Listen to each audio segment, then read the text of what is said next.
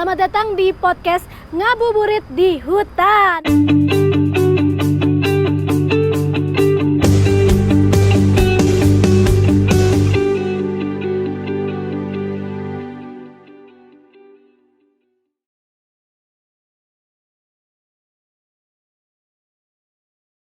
Halo, selamat sore Sobat Hijau, dimanapun kalian berada. Apa kabarnya pada sore hari ini? Semoga semuanya dalam keadaan sehat-sehat dan baik semua ya. Wah, selama Ramadan ini, yuk kita ngabuburit di hutan. Eits, maksudnya bukan mau ngajak semuanya harus langsung masuk ke hutan sekarang juga. Tentunya aku mau ngajak kalian untuk sama-sama menyimak podcast Ngabuburit di Hutan yang mana kita akan membahas berbagai isu terkini di bidang lingkungan hidup dan juga kehutanan. Jujur ya, Sobat Hijau, di sini tuh adem banget ya. Karena sekarang kita ngobrolnya tuh di tengah Arboretum Kementerian Lingkungan Hidup dan Kehutanan. Jadi terbukti ya, emang hutan itu tuh bisa disebut sebagai paru-paru dunia karena emang adem banget di sini. Apalagi kalau kita sambil memandang indahnya keanekaragaman hayati di hutan, menakjubkannya para penghuni hutan. Wih, mantap pastinya. Pas banget nih, hari ini kita juga bakalan ngobrol soal hutan. Tentunya kita nggak bakalan ngabuburit berduaan aja, atau aku nggak bakalan sendirian aja di sini. Kita bakalan ditemenin juga sama narasumber kita. Di episode perdana ini bakalan ada 2 narasumber. Yang pertama udah hadir di tengah-tengah kita, seorang ASN Kementerian Lingkungan Hidup dan Kehutanan. Dari penampilannya udah kelihatan ya, ini masih milenial nih, masih anak muda nih. Seorang yang cukup banyak bekerja terkait dengan pemantauan hutan di Indonesia, yaitu Mas Andi Frans. Ya, namanya rada keren ya. Namanya bener-bener Prancis banget. Emang itu artinya Frans? Sebenarnya aku nebeng lahir aja sih di sana. Oh, sempat lahir di gitu. sana. Oke, apa kabar nih? Baik, Terima sehat. kasih ya udah mau join di Ngabuburit di Hutan. Oke, Tasya. Kita tuh sebenarnya ada narasumber satu lagi nih. Oh iya ya? Aku juga lagi menunggu. Di mana sih tapi? Kita udah janjian sih ya, Bang. Iya. Nah, itu dia tuh. Wow, sangat spektakuler sekali ya. Seru sekali tempat kita Wow, nongkrong ini. what an entrance ya. Apa Wah, kabar Tasya? baik Mas Nugi. Ya ampun, halo Mas Andi. Sehat. Nah, ini dia nih. Apa nih? Kalau Sobat Hijau penggemar musik 90s pasti udah nggak asing lagi ya sama Mas Nugi yang juga memang penggiat lingkungan, memiliki lifestyle yang sangat-sangat peduli sama lingkungan hidup. Terbukti sekarang bawa sepeda ya ke sini. Emang tadi dari rumah bersepeda, Mas? Dari tahun 2009 sepedaan. Dari tahun 2009 guys, dari sebelum kita ini nih yang milenial ini baru kekinian bersepedanya. Mas Nugi udah emang duluan ya, before it was cool gitu kan, Yes, kalau kata sudah. anak zaman sekarang. Seru Wah, banget terima bisa kasih ya. ketemu lagi ya. Terima kasih Mas Nugi udah hadir di podcast Ngabuburit di Hutan. Kita bakalan ngebahas banyak nih tentang hutan. Nah, tadi kan aku sempat sebutkan ya kalau hari ini kita bakalan ngebahas soal hutan di Indonesia. Salah satu yang memang kadang-kadang suka meresahkan ya. Kalau kata netizen meresahkan ya Bun gitu. Kalau kita ngomongin hutan tuh salah satu yang meresahkan adalah deforestasi. Tapi sebenarnya keresahan kita itu tuh harusnya ada basisnya ya. Kita nggak boleh asal resah aja gitu kan. Jangan-jangan kita nggak perlu resah nih soal deforestasi di Indonesia. Jangan-jangan ya. Makanya nih di podcast kali ini kita bakalan pelajari lebih banyak lagi soal deforestasi di Indonesia. Nah, untuk tahu seperti apa, kita simak dulu yuk tayangan berikut ini.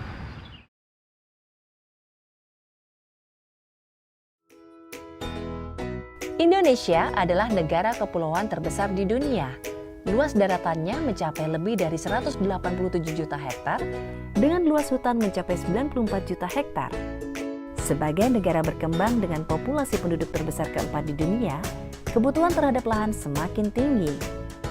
Salah satu akibatnya adalah terjadi dinamika penutupan lahan, yaitu dari berhutan menjadi tidak berhutan, dan begitu juga sebaliknya. Kondisi yang dinamis tersebut harus dikendalikan agar hutan Indonesia tetap terjaga sampai anak cucu kita nanti. Lalu, apa yang harus kita lakukan? Kita harus mengelola hutan dengan baik, efektif dan efisien, yaitu dengan perencanaan, pengelolaan, pemantauan, dan pengawasan. Untuk itulah, Kementerian Lingkungan Hidup dan Kehutanan telah membangun suatu sistem yang menyediakan informasi yang akurat, transparan, terintegrasi, dan terkini.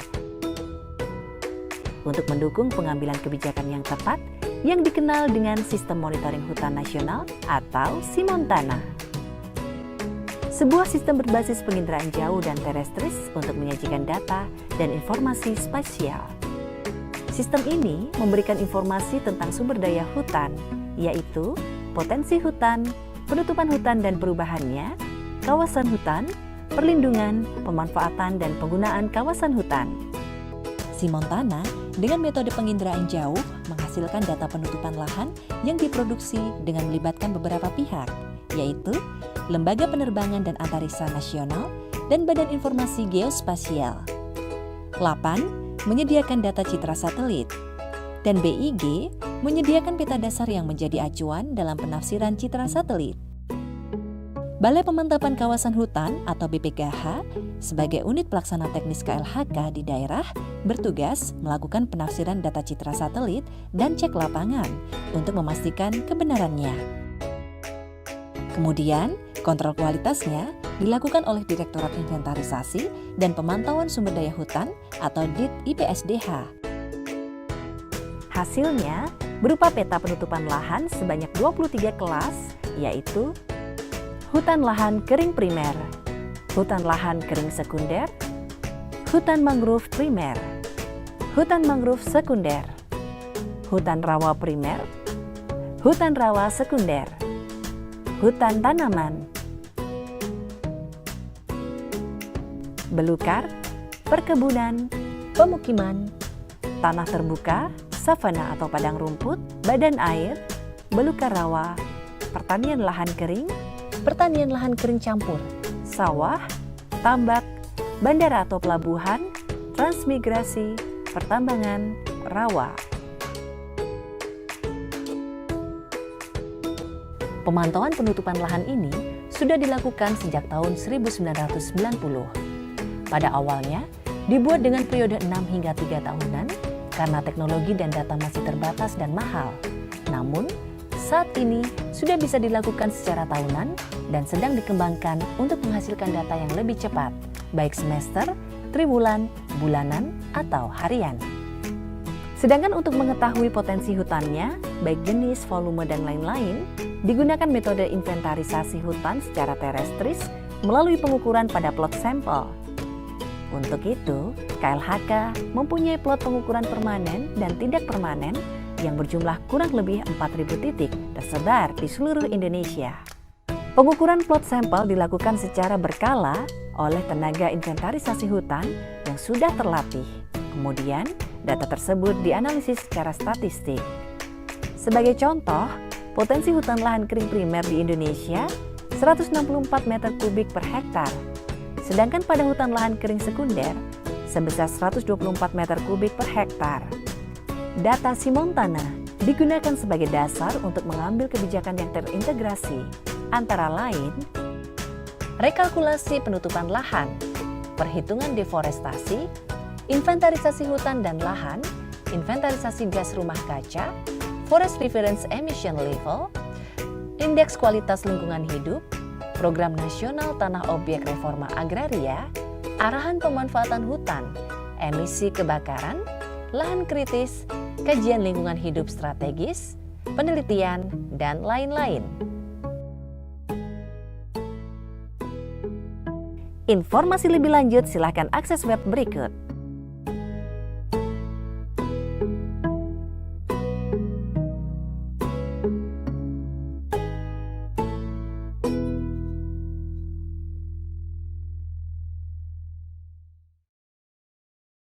Welcome back to Ngabuburit di Hutan. Hari ini kita bakalan ngebahas soal deforestasi di Indonesia. Wah, buat yang belum tahu deforestasi itu apa dan bagaimana nih penanganannya di Indonesia, kita udah menghadirkan dua narasumber untuk ngobrol-ngobrol di podcast kita kali ini. Yang pertama aku mau ngobrol dulu nih sama yang emang kerjanya di KLHK ya, pasti lebih tahu banyak nih soal deforestasi. Tadi sebelumnya kita udah simak nih tayangan soal SIMONTANA. Mas Andi boleh dijelaskan nggak sih sebenarnya SIMONTANA itu tuh tools untuk apa sih? Oke, selamat sore kawan-kawan. Jadi tentang SIMONTANA ya. Jadi SIMONTANA sendiri sebenarnya itu adalah singkatan dari Sistem Monitoring Hutan Nasional. Kalau di dunia internasional itu dikenal dengan nama National Forest Monitoring System. Nah, di KLHK sendiri itu kita udah punya sistem ini semenjak tahun 90. Jadi udah bukan baru sumur jagung lagi ya, jadi memang udah lama dari 90 hingga sekarang. Nah, di situ kita mengembangkan pemantauan tutupan lahan untuk seluruh Indonesia itu menggunakan citra satelit. Di mana kita memantau Indonesia yang sangat luas ini, tahu sendiri kita luas Indonesia bukan main, nah melalui citra satelit tersebut.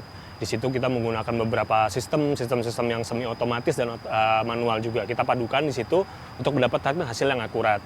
Nah, dari hasil tersebut kita bisa menghitung tuh, misalnya tahun ini dengan tahun berikutnya itu ada hutan berapa sih yang hilang gitu. Apa sih yang ada hutan juga yang bertambah atau bagaimana? Nah, di situ kita bisa tahu dari situ. Oke. Gitu. Jadi kalau tadi berarti si Montana itu memantau hutan Indonesia dari satelit gitu ya. Benar Nah, gimana hasil pemantauannya nih untuk tahun lalu deh 2020? Kalau untuk tahun 2020 sebenarnya sudah sangat bagus ya. Jadi kalau menurut kita dari statistik dan hasil grafik itu sudah cukup turun dengan signifikan. Jadi upaya-upaya yang dilakukan selama ini oleh Yang kementerian turun tuh sendiri, deforestasinya? Deforestasinya turun. Oke. Jangan Deforestasi sampai turun. hutannya yang turun Oh ya. jangan.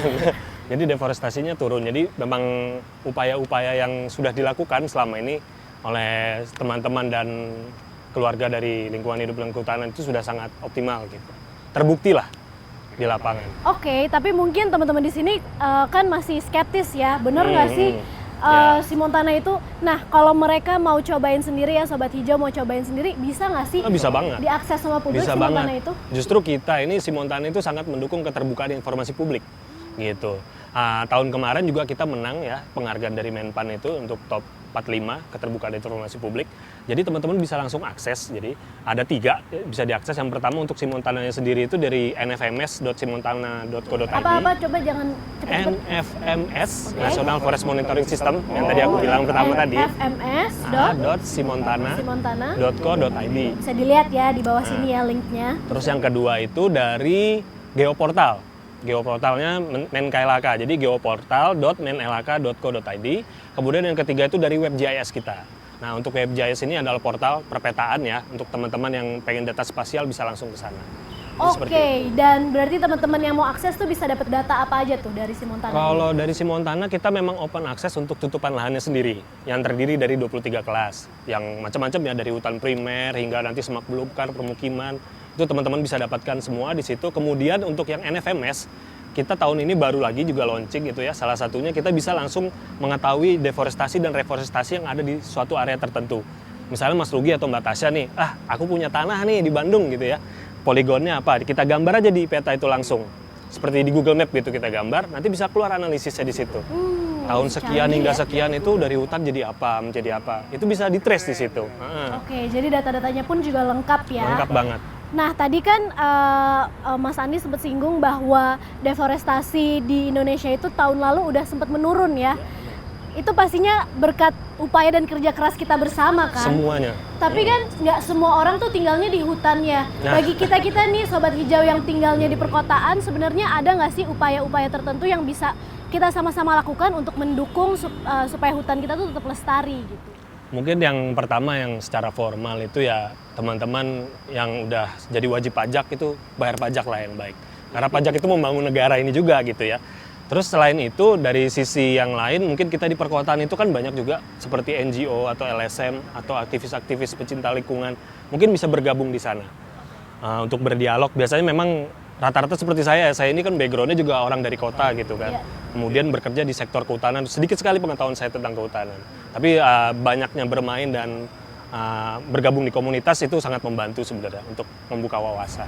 Oke, jadi intinya kita semua juga harus berperan aktif ya untuk cari tahu, cari informasi sebanyak-banyaknya tentang keadaan perhutanan di Indonesia dan juga bagaimana caranya kita bisa berkontribusi dengan cara kita masing-masing untuk bisa lebih peduli terhadap hutan kita. Keren banget. Oke, semakin menarik nih kayaknya pembahasan kita. Mas Andi dong yang keren. Pokoknya udah seru banget nih ya pembahasan kita soal deforestasi dan bagaimana cara kita bisa tahu data-data soal perhutanan di Indonesia. Nah sekarang sebelum kita ngobrol nih sama Mas Nugi, dari tadi Mas Nugi juga udah menyimak ya, kita pengen dengerin dulu nih sambutan dari Menteri Lingkungan Hidup dan Kehutanan Ibu Siti Nurbaya. Assalamualaikum warahmatullahi wabarakatuh. Shalom, Om Swastiastu. Seluruh generasi muda Indonesia yang saya cintai, selamat sore.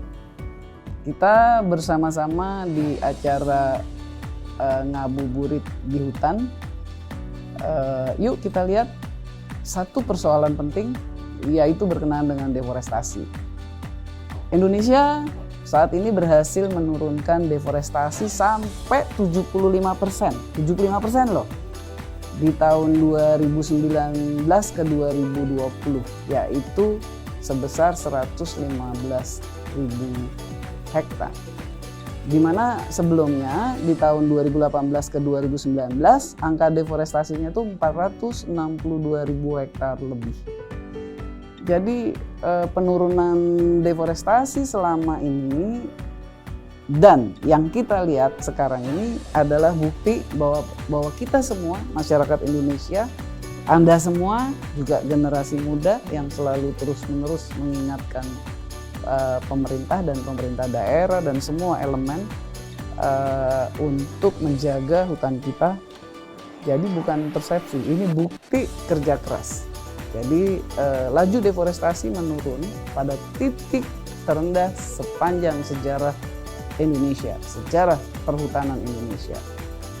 Komitmen pemerintah juga tegas dan kita akan terus berada di jalur pengurangan deforestasi sebagai salah satu sumber penurunan emisi. Apa aja sih sumber emisi dari deforestasi? Yaitu kebakaran hutan, perambahan, penebangan, yaitu seperti itu. Oleh karena itu kita akan terus-menerus membereskan juga kebijakan pemerintahnya banyak loh, bukan hanya 1-2 macam, tapi ada kebijakan tentang gambut, ada kebijakan juga untuk misalnya merehab penanaman pohon secara besar-besaran. Ada juga dan sudah berjalan sejak tahun lalu untuk penanaman mangrove, memperbaiki mangrove, ngeberesin gambut, mengendalikan kebakaran hutan. Jadi banyak sekali dan saya berterima kasih kepada generasi muda Indonesia yang selalu perhatian dan minta atensi dari pemerintah untuk bekerja keras. Dan sekarang kita kerja keras dan mari kita kerja keras lagi bersama-sama untuk menjaga Indonesia kita, untuk terus menurunkan deforestasi, untuk terus menyiapkan bahwa hutan kita tutupan vegetasinya itu terpelihara baik. Penghitungan laju deforestasi ini bisa dilihat dan bisa dibuka sebetulnya loh di webnya KLHK, yaitu dalam sistem namanya Simontana. Keren ya, kayak nama orang Spanyol gitu loh. Sistem Monitoring Kehutanan Nasional atau Simontana, atau di dalam bahasa Inggrisnya kalau misalnya lagi lihat interaktifnya itu dicek aja National Forest Monitoring System yang independen dan juga diakui oleh dunia internasional. Kita juga waktu menghitung-hitung deforestasi ini metodenya juga divalidasi juga, angka-angkanya juga divalidasi oleh IPCC, yaitu unit intelektual, unit saintifik dari UN Climate Change. Begitu ya, selamat diskusi, selamat ngabuburit. Habis ini jangan lupa buka puasa. Mudah-mudahan puasa kita berkah dan mendapat pahala dari Tuhan Yang Maha Esa. Terima kasih. Wabillahi taufik wal hidayah. Wassalamualaikum warahmatullahi wabarakatuh. Shalom. Om Santi, Santi, Santi Om. Terima kasih Bu Menteri atas arahannya. Kita balik lagi nih, kita mau ngobrol sama narasumber kita berikutnya di Ngabuburit di Hutan ini. Udah ada Mas Nugi yang tadi juga udah menyimak. Mas Nugi, pengen tanya lagi, apa kabar Mas Nugi? Lagi sibuk apa? Saya kabarnya sangat semangat, sehat, dan bahagia. Amin. Amin.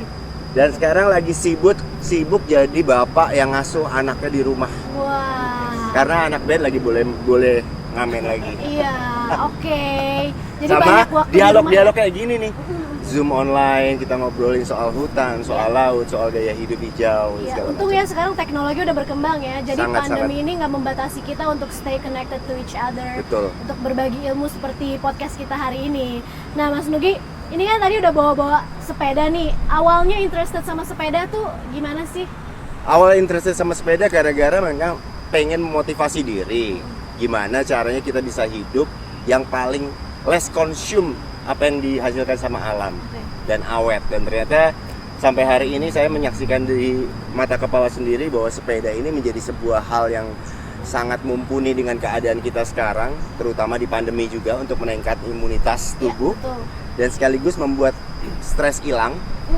Dan ternyata menjadi sebuah gaya hidup yang disetujui untuk mereduce emisi Oke, gas jadi buang kita kalau kita pakai kendaraan bermotor. jadi salah satu cara kita untuk lebih hemat energi, lebih hemat biaya juga mungkin Hemat ya. biaya banget. Dan juga untuk mengurangi emisi karbon ya dengan bersepeda gitu Betul. kan. Dan itu salah satu mungkin bagi sobat hijau, anak-anak milenial yang punya semangat untuk berkontribusi buat Indonesia, ini salah satu cara untuk kita bisa menjaga lingkungan Indonesia kita dengan Betul, bersepeda.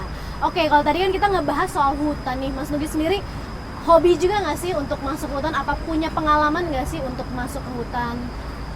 Syukur, alhamdulillah banget, bareng dengan KLH udah cukup lama dan udah banyak banget belusukan-belusukan yang saya udah lakukan, dan ngelihat dengan mata kepala sendiri bagaimana kondisi hutan dan bagaimana kemudian ada kemajuan-kemajuan yang saya juga dengar bahwa ternyata memang kita dikaruniai sebuah alam yang sangat luar biasa. Kita udah pernah dengar Heart of Borneo, Ya. bahwa ternyata kita menjadi hal yang sangat penting untuk seluruh dunia, hutan-hutan tropis kita. Dan jujur aku berharap bahwa semuanya yang tadinya jelek akan berubah positif. Tadi aku sangat tercerahkan sama Mas Bro Andi, bahwa ternyata kita sekarang bisa langsung interaktif tentang kepedulian kita tentang informasi soal hutan yang tadinya mungkin nggak ada yang tahu.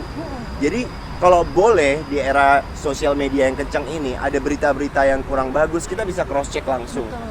Jadi kita harus berimbang bahwa ternyata tidak semua yang diberitakan belum tentu sah atau Belum tentu benar-benar valid. valid. Karena tadi dia dibuka sama Mas Andi, si Montana, iya kan namanya, ternyata anak generasi 90-an juga.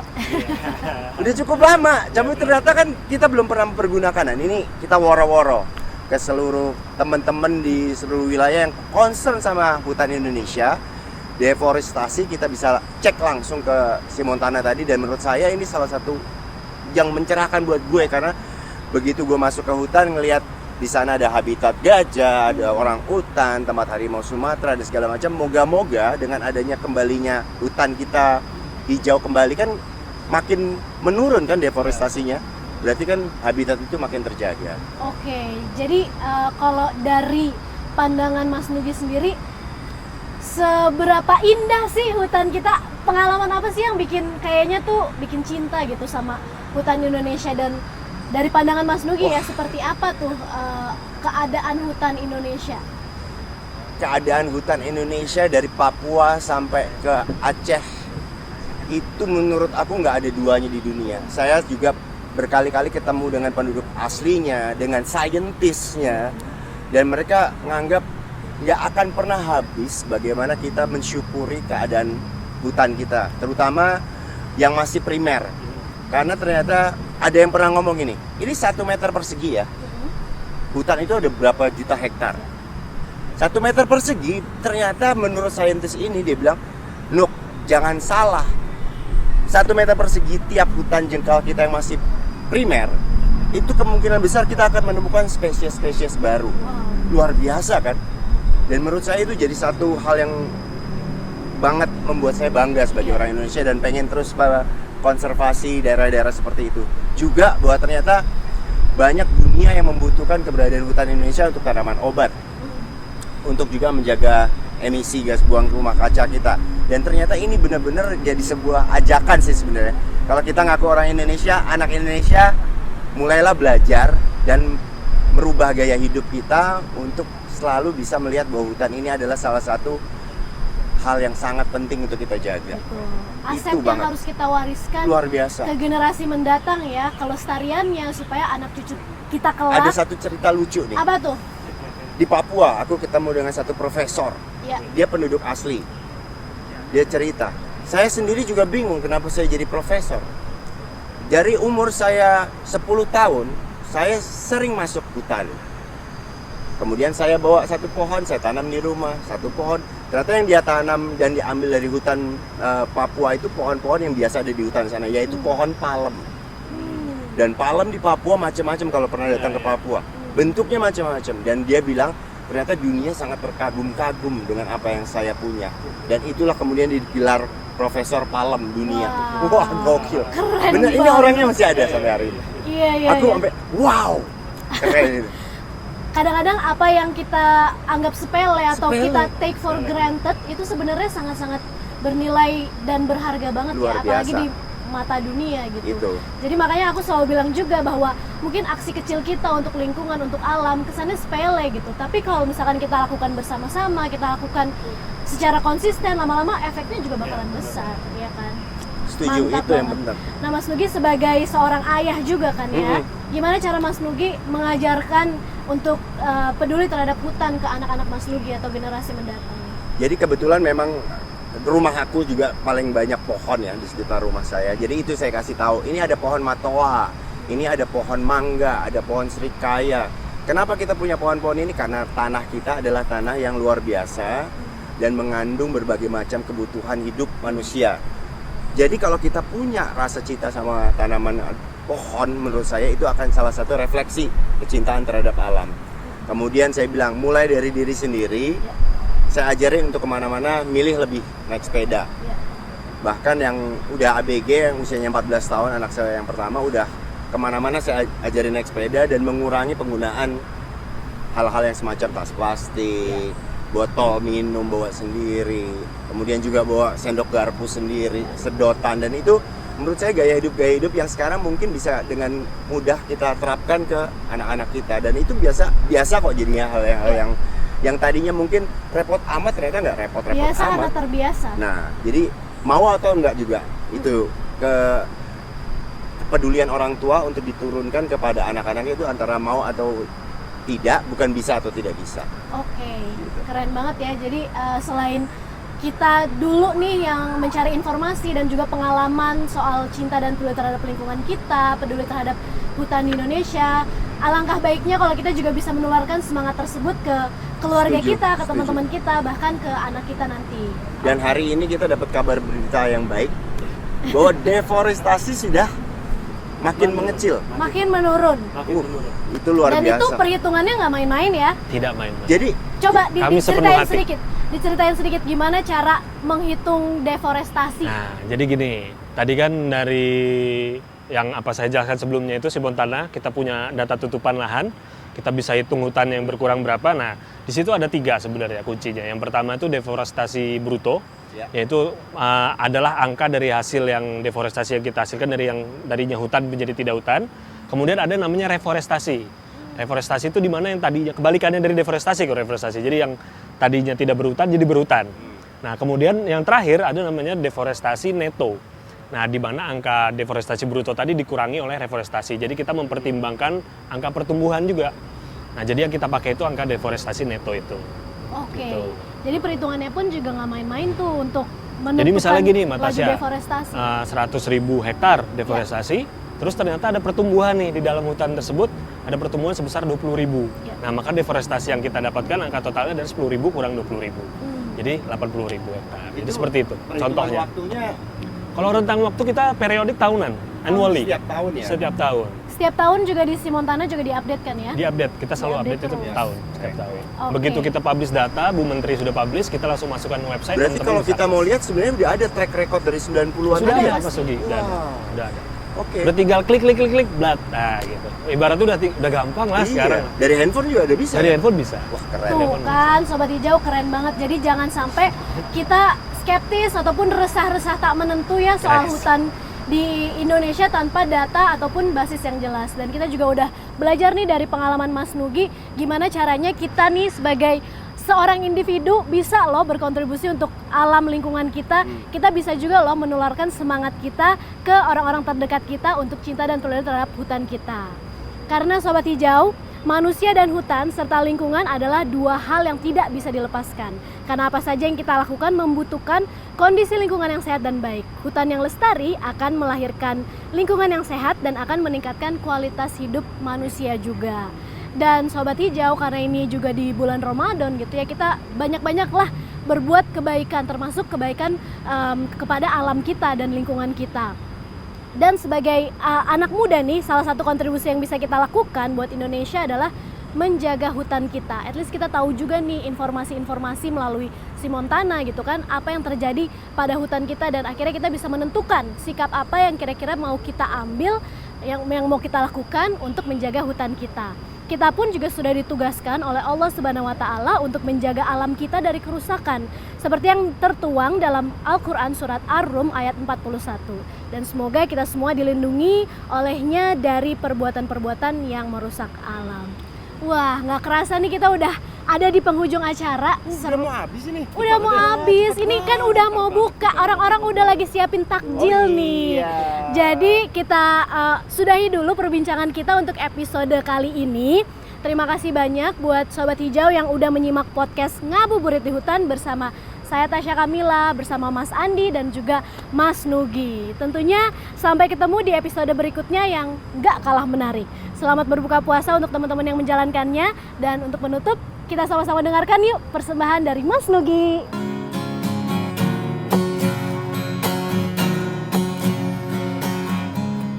Melayang sehelai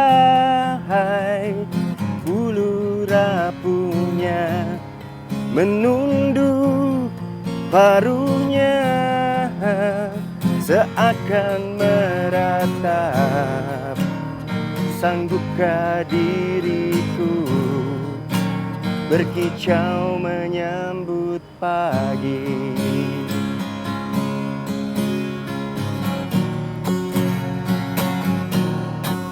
Oh, oh, meloncat tergesa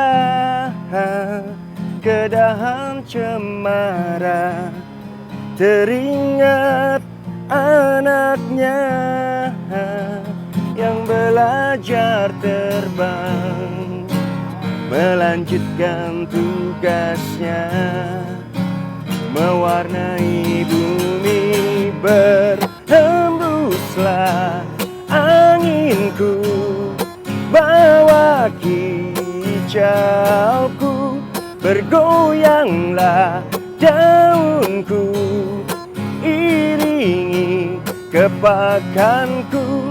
Berhembuslah anginku, bawa kisahku, bergoyanglah daunku, iringi kebebasanku. Oh.